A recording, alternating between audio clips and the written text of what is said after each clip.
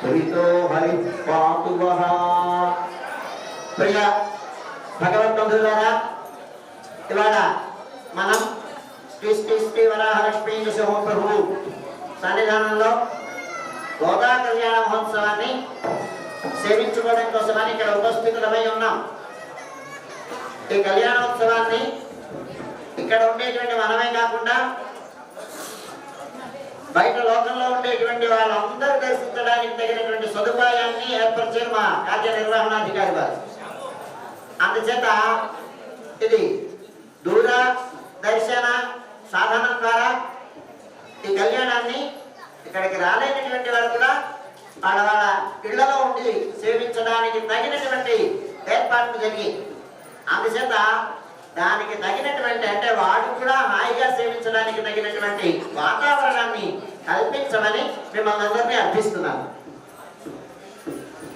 గోదా కళ్యాణ మహోత్సవాన్ని జరిపించుకోబోతున్నాం మనం. భోగి రోజున గోదాదేవి శ్రీరంగనాథ ప్రభువుని సేవించి ఆయనతో భోగాన్ని అనుభవించింది. బ్రహ్మాలంకారాలతో కూడినటువంటి ఆయనలో ఐక్యమైంది అన్నమాట. అందుకే ఈనాటి రోజుకి భోగి అని పేరు వచ్చింది. భోగములను అనుభవించినటువంటి రోజు కనుక భోగి. భోగం అంటే ఏంటి అంటే ఐశ్వర్యం, లేదా ఇంకో ఆయుష్యం, ఇంకేదో ఇవన్నీ మనం అనుభవించాలి. కానీ పరమాత్మతో నిరంతరమైనటువంటి సాహచర్యం ఉండడమే భోగం అంటే. ఎప్పుడూ భగవంతుడి దగ్గరే ఉండాలి. అలాంటి స్థితి కలగాలి. ఆ స్థితి కలగాలంటే ఈ శరీరం మనకి సహకరించాలి. సహకరించి ఆయన ఎందుకు ధ్యానం ఉండాలి, నిర్మలమైన మనస్సు ఉండాలి. ఏదో తపస్సు లేకపోతే ఇంకోటో దాని ద్వారా ఆయన ఎందుకు కేంద్రీకృతం కావాలి మన మనస్సు. అప్పుడు లగ్నం అయితే మనస్సుని లగ్నం చేస్తే ఆయన ఎందుకు అప్పుడు ఆయన యొక్క సాక్షాత్కారం లభిస్తుంది. ఆ కళరూప దర్శనం కావాలంటే మనం ఏం చేయాలి? త్రికరణ శుద్ధి కావాలి. ఇది ఒక్కసారి రమ్మంటే రాదు. మనస్సుని మనం అదుపులో పెడదామంటే మన ఇష్టంగా ఉందా? లేదు కదా. జగత్ని మన కృష్ణ అన్నాడు. చాలా చాంచల్యం కలిగినటువంటిది మనస్సు. ఇవాళ ఇక్కడ కూర్చుందాం, మాట్లాడకుండా ఉందాం, అన్ని ఇంద్రియాలన్నీ ఆయన రోజు లగ్నం చేద్దాం అనుకుంటామా? క్షణకాలమే ఉంటుంది ఈ తెలివి. తర్వాత అంటే ఏమవుతుంది? మళ్ళీ మన యొక్క వ్యవహారంలో ప్రకృతి భక్తం వలన, ఆ ఇంద్రియాల యొక్క ప్రభావం వలన ఈ రకమైనటువంటిది మనకు డైవర్షన్స్ అవుతుంది కదా. ఆత్మ అనదానే ఉంటుంది, శరీరం లోపలే ఉంటుంది. కానీ ఆత్మకి ఈ ప్రభావం, ప్రకృతి ప్రభావం ఏమి ఉండదు. శరీరం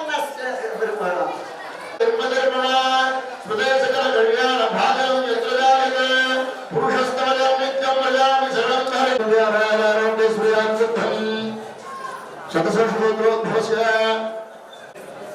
కర్మసూత్రోద్భవస్య ఆన్యేకార్వామహుత శ్రీగోళాధర్మోద్భవస్య చంద్రమణోద్భవస్య గోపాలరామహుస్య ప్రవీణాధర్మోద్భవస్య సంకటాధర్మోద్భవస్య శ్రీరాసరామహుస్య తేజస్వి ధర్మోద్భవస్య పరిపాలోద్భవస్య అప్పారామహుస్య సీతాధర్మోద్భవస్య శ్రీకృష్ణధర్మోద్భవస్య కామేశ్వరోద్భవస్య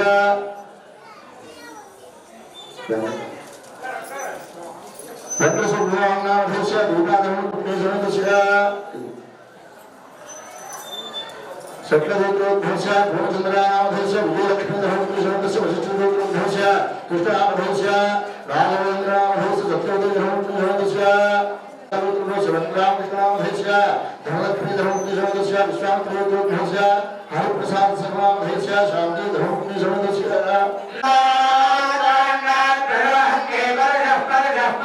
ఆయన లేకపోతే భగవంతుని యొక్క మొత్తం అంతా ఆ వ్యవహారం అంతా జరగదన్నమాట.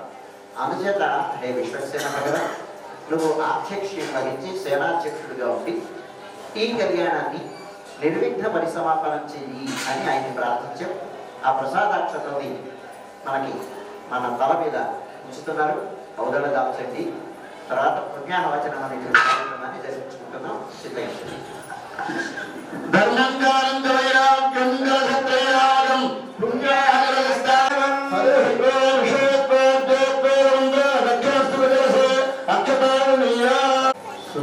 మంత్రాలతో ఆ పుణ్యాహవాచనం చేశారు.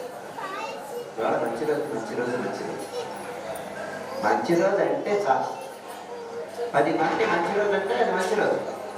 ఎప్పుడు మంచి రోజు?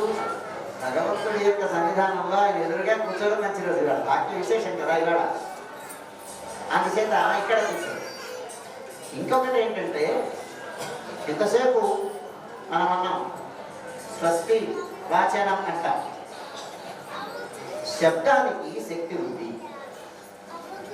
అని మనకి శాస్త్రం చెబుతుంది. ఈ శబ్దం ఏమి అర్థం ఇస్తుందో మనకి తెలియకపోవచ్చు, కానీ ఆ శబ్దం మనని ఆకర్షిస్తుంది కదా. ఏదో ఒక పెద్ద సౌండ్ ఏదో వచ్చిందంటుంది, రాగానే మన కాన్సన్ట్రేషన్ ఉందా అదే అట్రాక్ట్ చేస్తుంది కదా మనం. వేదానికి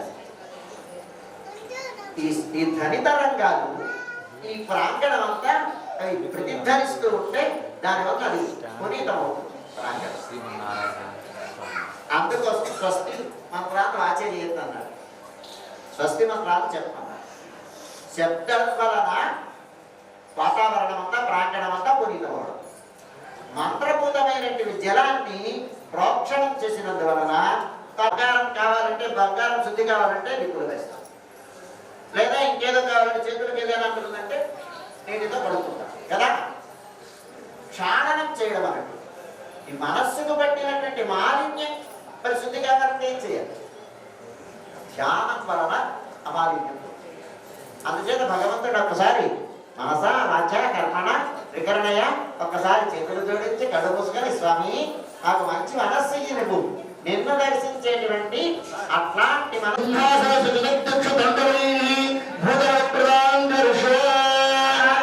క్షణంలో నువ్వు కంకణబద్ధుడై ఈ లోకాన్ని రక్షించు అని స్వామిని ప్రార్థిస్తూ రక్షాబంధనం చేస్తుంది.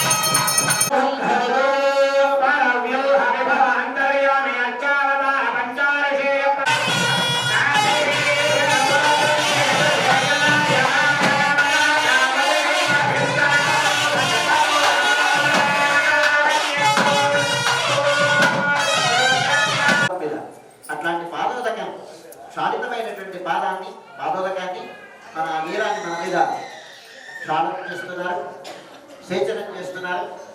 మీరు అవతల దాల్చండి. మహాసంకల్పాన్ని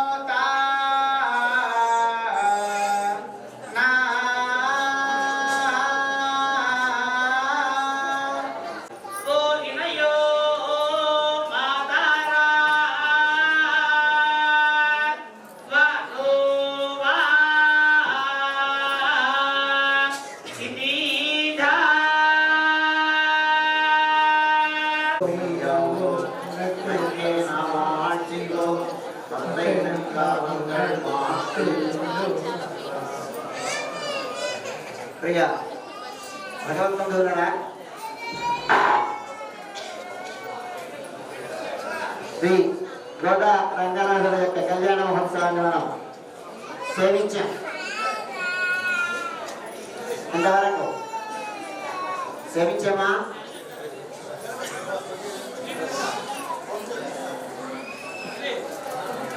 వినండి. గోదా రంగనాథుల కళ్యాణం అద్భుతమైన కళ్యాణం, చరిత్రలో లిఖింపబడిన కళ్యాణం. ఇవాళ మన కళ్యాణం అంటే సీతారాముల కళ్యాణం. సీతమ్మ జనకరాజు గారి కుమార్తె, రామచంద్రుడు దశరథుడి గారి కుమారుడు, వాళ్ళకి వివాహమైంది బాగు. ఇక్కడ కళ్యాణం ఎవరికి? గోదాదేవికి, రంగనాథుడికి. రంగనాథుడు అంటే ఎవరు? అడుక్కొని ఉండేటువంటి అక్షామూర్తి రంగనాథుడు, విగ్రహ రూపంలో ఉండేటువంటి. గోదమ్మ అంటే ఎవరు తెలుసా? గోదాదేవి అంటే ఎవరు మీకు? గోదాదేవి తులసి పాదులో దొరికినటువంటి ఆమె.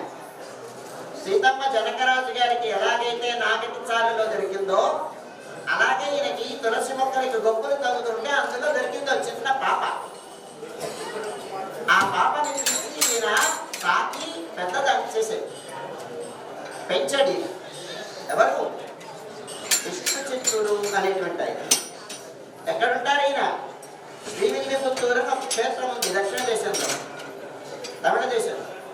ఆ క్షేత్రంలో ఆయన ఒక నైష్టిక బ్రాహ్మణోత్తముడు. ఆయన చదువుకుంటూ ఆయన ఏదో ఆయన పనులు ఏదో చేసుకుంటూ ఆయన పని ఏంటంటే ఒక పూలవనాన్ని పెంచడం, దానికి గొప్పలు తవ్వడం, ఆ పూలను కొయ్యడం, మాలికలు కట్టడం, స్వామికి సమర్పించడం, పటపత్ర శాలికి సమర్పిస్తాడు ఆయన. ఇది ఆయన నిత్య కృత్యం.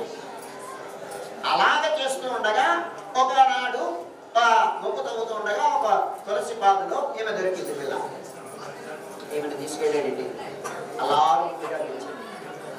ఆ పెంచుతూ పెంచుతూ పెంచుతూ ఉండగా కొన్నాళ్ళు పెరిగిన తర్వాత రోజు ఈయనకి మాలలు కట్టి స్వామికి సమర్పించడానికి కదండి, ఇది వృత్తి కదా ఆయనకి. అలా ఏర్పాటు చేసుకుని మాలలన్నీ సిద్ధంగా పెట్టుకుంటారు. ఈ చిన్న పాపకి ఏమి అనిపించిందంటే, ఈ మాలలు కడుతున్నారు కదా, రోజు ఆయనకి వేస్తున్నారు కదా, మనం వేసుకుంటే ఎలా ఉంటుందో అనిపించి మాల తను వేసుకుంది. వేసుకొని ఏం చేసింది? అర్థంలో చూసుకుని బాగున్నానా అనుకుంది. చూడండి, పిల్లల తాలూకు టెండెన్సీని ఇది చెప్తోంది అనమాట. ఎలా ఉంటుంది యాటిట్యూడ్? దేవుడికి పెట్టాలి, మనం వేసుకోకూడదు, వేసుకున్నటువంటి దేవుడికి పనికిరావు అన్నటువంటి జ్ఞానం వాళ్ళకి ఉంటుంది కదండి. అలాంటి వయస్సులో ఈమె ధరించి ఈ మాలికని సరే వేసుకుని చూసుకుంది, బాగుంది. మళ్ళీ తీసుకెళ్ళి నాన్నగారికి తెచ్చుకుంటారు. ఇది తీసుకొని పెడుతున్నారు. తీరా ఆయన తీసుకుని స్వామికి సమర్పిద్దామని చేసుకునేసరికి అందులో తలవెంట్రుక. తలవెంట్రుక నిర్జీవమైనటువంటి పదార్థం. గోల్డ్ ఒకటి, తలవెంట్రుక ఒకటి, నిర్జీవం లేనటువంటి పదార్థం. అయ్యయ్యో, అపచారం జరిగిపోతే ఈ తలవెంట్రుకున్నటువంటి ఈ మాలికని సమర్పించడం తప్పు కదా, అపచారం కదా. అందుకని ఈ మాలని సమర్పించడానికి పనికిరాదని ఆ రోజు మాలను సమర్పించాలి. మానేస్తే రాత్రి కల్లో రంగనాథ స్వామి కనిపించాడు. స్వామి ఏం విష్ణు చింతల వారు ఇవాళ మాత్రం మాలను సమర్పించలేదు, ఏంటి కారణం అని అడిగారు. తెలియదు స్వామి, అపచారం జరిగిపోయింది, ఎలా ఉంటుందో తెలియదు అని అనేసరికి లేదు అపచారం కాదు, తెలియక పసిపాప పాపం తెలియక తను ధరించినట్టుంది ఆ దండలు. ఆయన ఎంక్వైరీ చేశాడు. ఆ నాన్నగారు నేను వేసుకున్నానండి అని చెప్పిందామా. చెప్పేసరికి అయ్యో ఎంత పని చేసేవే తల్లి అని ఆయన అన్నాడు. ఆయన తర్వాత సరే ఆ మాలని సమర్పించకపోయేసరికి లేదు ఈ గోదమ్మ రోజు వేసుకున్నటువంటి మాలలంటేనే మాకు ఇష్టం, అంటే ఇలాంటి మాలలే రోజు ఇవ్వండి మాకు అన్నాడు. సరే అలాగే రోజు చెప్పాడు కదా, సరే ఆ మాలను రోజు ఈ పిల్ల పెద్దయింది, చుట్టమైంది, పెళ్లి చేయాలి. పెళ్లి చేయడం కోసం నమ్మబడుతున్నాడు.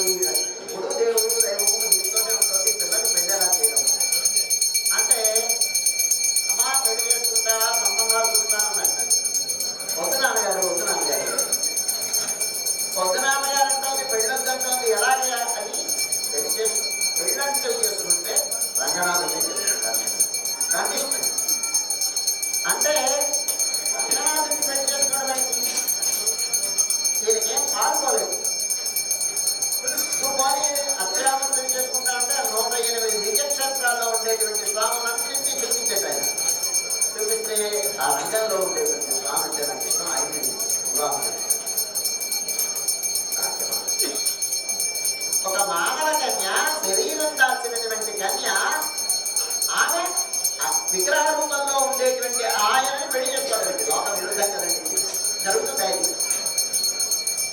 జరగదు కదా, కానీ జరుగుతుంది, జరిగింది అని గోదావరి మనకి జరుగుతుంది. సరే రంగనాథాన్ని చేసుకోవాలంటే సరే ఆయన దగ్గరికి వెళ్ళి అడిగారు. రంగనాథం సరే ఆమోదమైంది. శ్రీమారాడు శ్రీవల్లభ చక్రవర్తి అని పాండ్యదేశం రాజుగారు, ఆయన వల్లభ చక్రవర్తి, ఆయన ఈయనకి శిష్యుడు కుప్రప్రాయ్. ఆయన పల్లకి గంట పట్టుకొని పిల్లిపుత్తూరు నుంచి శ్రీరంగానికి ప్రయాణం అయ్యేది పెళ్లికి. మనమందరం కూడా వెళ్తున్నాం పెళ్లికి, మనకి పిలుపు వచ్చింది పెళ్లికి రమ్మని. అక్కడి నుంచి పిల్లిపుత్తూరు నుంచి శ్రీరంగం సుమారుగా ఒక 5-6 గంటల ప్రయాణం ఉంటుంది. ఆ ప్రయాణం కోసమని వెల్లిపుత్తూరు నుంచి రాజుగారు తలుచుకుంటే దెబ్బలు పొదువా. రాజుగారు కదండి, వల్లభ చక్రవర్తి గారు మేము నిర్వహిస్తామన్నాడని మొత్తం వెల్లిపుత్తూరు నుంచి శ్రీరంగం వరకు పందిళ్ళు వేశారట, పెళ్లి పందిళ్ళు. రంగవల్లులు అలంకరించారట. చూడండి, మాకు అక్కడ ప్రారంభం నుంచి ఇక్కడ వరకు రంగవల్లులు అలంకరింపజేశారు మా యువ గారు. రంగవల్లులు అలంకరించారట, పుష్పాల తోరణాలు కట్టారట, మామిడి తోరణాలు కట్టారట, జెండాలు కట్టారట, పతాకలు కట్టారట, రకరకాలమైనటువంటి అన్ని అలంకరించారు.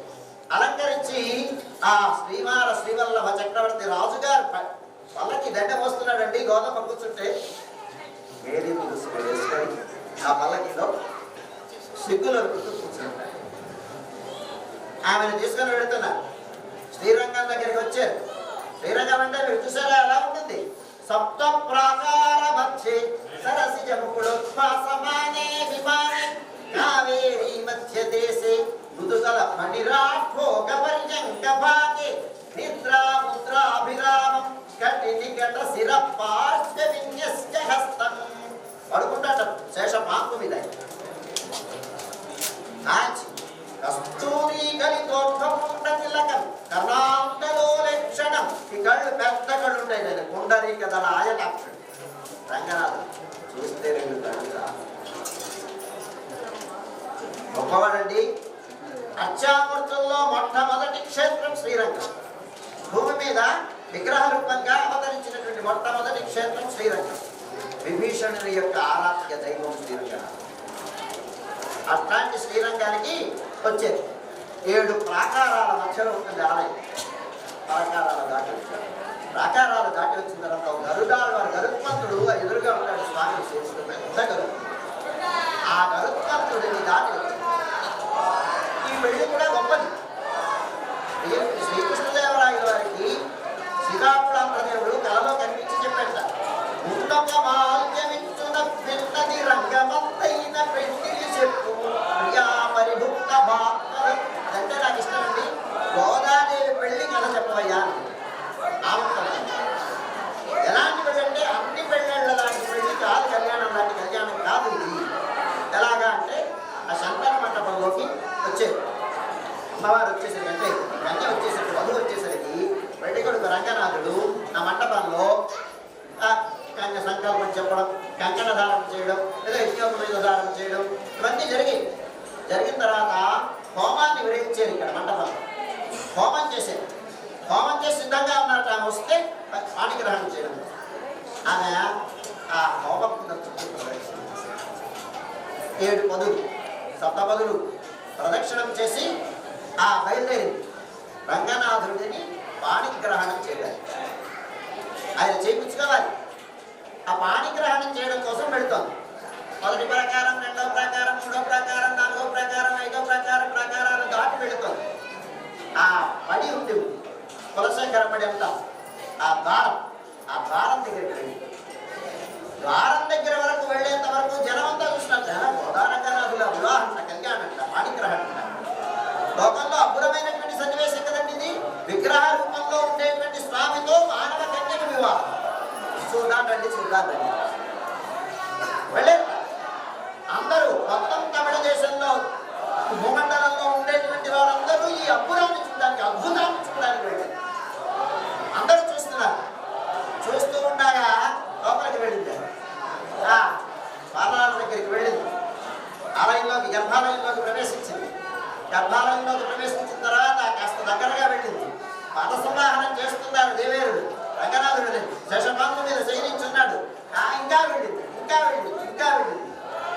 వచ్చేసరికి ఆ పాదపీఠం పై ఉంటుంది కదండి, దాని మీదకి అధిరోహిస్తుంది, ఎక్కుతుంది పైకి.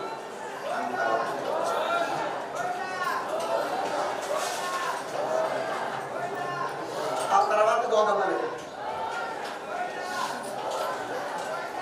ఏమైంది? గోదమ్మ నిన్నటి వరకు మనతోటి వ్రతం చేసి 29 రోజులుగా ఉన్న గోదమ్మ, ఏది గోదమ్మ? రంగనాథుడు ఐక్యమైంది, కనపడలేదు వాడికి. ఇదండి, ఇది అద్భుతమైనది. లోకంలో ఎక్కడ ఇలాంటి వివాహం ఉండదు. తాను వరచి మెచ్చి ఆయనలో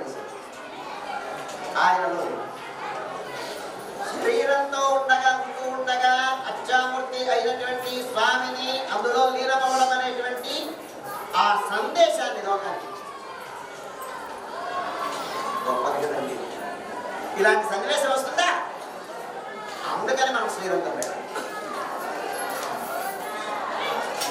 అద్భుతమైనటువంటి సన్నివేశం. అంటే దీనిలో ఉండేటువంటి కాన్సెప్ట్ ఏంటంటే, ఈ ఆత్మ సాధారణంగా సామాన్యమైనటువంటి జీవిగా ఉంటుంది, ప్రకృతి బంధం చేత శరీరం కలిగి. లోపల ఉండేటువంటి ఆత్మ పరమాత్మతో కలిసి ఇది ఉపనిషత్ సారం అన్నమాట. ఇవాళ మనకి శరీరం ఉంటుంది, 10 ఏళ్ళు 50 ఏళ్ళు 100 ఏళ్ళు ఉన్నాయి, తర్వాత శరీరం ఉంటుంది కదా, ఇందులోనే కలిసిపోతుంది. ఆత్మ మాత్రం ఆయనతోటే ఉంటుంది. పరమాత్మ సంకల్పిస్తే ఇంకో శరీరంలో ప్రవేశిస్తుంది కదా. అందుచేత ఈ సోల్ ఆయన్ని కలవడం అనేటువంటిది అదే దీనమవడం అంటే అదే వివాహం. ఈ ఆత్మ అప్పుడైనా పరమాత్మ చేరాలి అనేటువంటి చేరుతుంది అనేటువంటి సందేశాన్ని లోకానికి. అంచేత మనం కూడా కావాల్సిందేంటి?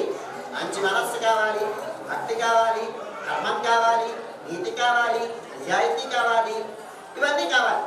ఉంటే పరమాత్మని సేవించవచ్చు, ఆయన చేరవచ్చు అనేటువంటి తర్కాన్ని లోకానికి చాటి చెప్పడం కోసం తిరుపాది వ్రతాన్ని చేసి ఆమె భోగింపశయాలైనటువంటి ఆయనతో భోగాలని అనుభవించినటువంటి రోజు కనుక ఈ రోజుకి భోగి అని పేరు. అది మనం పండగ జరుపుకుంటున్నాం. భోగా కళ్యాణమే మనకి భోగి పండగ అంటే. భోగాలను అనుభవించినటువంటి స్వామి కనుక రోజు కనుక భోగి అనేటువంటి పండగ వచ్చింది. వాళ్ళ ఆ సందర్భంగా భోగా రంగనాథుల కళ్యాణాన్ని మనం నిర్వహించుకుంటున్నాం. అయితే మీరు ఏమండి మేము వింటున్నాం కదా అని ఏవేవో చెప్తున్నారు, ఇక్కడ ఉన్నదెవరండి? వేణుగోపాలం కృష్ణాలంకారంలో ఉన్నాడు. రేపు ఆయన చూస్తే గోవిందరాజస్వామి. మరి గోవిందరాజస్వామికి కృష్ణుడి వేషం వేసి ఆయనకి గోదాదేవి అలంకారం చేసి ఈ గోదాదేవి వివాహం చేస్తూ రంగనాథుడి వివాహం కదా. అంటే ఈ వివాహానికి కారణం, వేణుగోపాల అలంకారానికి కారణం ఏంటంటే ఒక రహస్యం. ఈ వ్రతం చేయాలనుకుంది పరమాత్మని పొందడానికి. వ్రతం చేయాలంటే ఏ వ్రతం చేయాలి అంటే శాస్త్రాలు ఏదో జ్యోతిష్ఠోమ యాగం చేయాలి, లేదా ఇంకా ఈ వ్రతం చేస్తే ఇది వస్తుంది, ఈ వ్రతం చేస్తే ఇది వస్తుంది, నేను శాస్త్రాలు చెప్తాయి కదా. ధనుర్మాస వ్రతం చేయాలి. ఈ వ్రతానికి ఏది ఆకారం ఏంటి, ప్రమాణం ఏంటంటే కృష్ణావతార కాలంలో ద్వాపర యుగంలో కరువు వచ్చింది. ఆ కరువు వస్తే కరువు పోవాలంటే ఏం చేయాలి అంటే కృష్ణుడిని నాయకుడిగా చేసుకొని కన్నె పిల్లలు వ్రతం చేస్తే సుభిక్షంగా ఉంటుంది, సస్యశ్యామలంగా ఉంటుంది అని చెప్పారు. చెప్తే ఆ వ్రతాన్ని చేయడానికి కాత్యాయని వ్రతం అని పేరు. ఆ వ్రతాన్ని హేమంతే ప్రథమే మాసి నందవ్రజ కుమారికా చేరురవిష్ణం భుజానలో ఉండేటువంటి గోపికలు ఆటలాడుకుంటూ పంచవటీవతే విగరత వాళ్ళ నాన్నగారు అడవి గడమన్నారు. వెళ్ళేసరికి అడవులో ఏమైందో చెప్తా, రావణాసుడు వచ్చాడు. రావణుడు వచ్చి వాడు రామహర రావణ సీతమ్మని ఎత్తుకోవడానికి రావణాసుడు వచ్చాడు అని చెప్తుంది కదా. చెప్పేసరికి ఈ దొడ్డలో ఉన్నటువంటి కృష్ణుడు ఏమన్నాడు చెప్తా, సౌమిత్రే ధను ఏది లక్ష్మణ విలుపట్ల అని అది చెప్పారు. ఏంటి కృష్ణుడేంటి, పిల్లవాడేంటి, లక్ష్మణ ఏంటి, విల్లేంటి, ఏంటిది